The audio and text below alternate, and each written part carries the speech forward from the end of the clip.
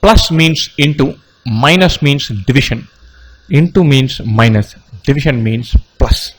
So it's a very interesting question. 3 divided by 25 minus 5 divided by 10 plus 2 into 50. So let's I'm going to replace each of this. This symbol means plus. So 3 plus 25 minus means division divided by 5. This means plus 10, plus means into 2, 2 means minus 15. So how do we do this? We do it using our famous BODMAS rule. First we simplify, go from existing symbols to correct symbols.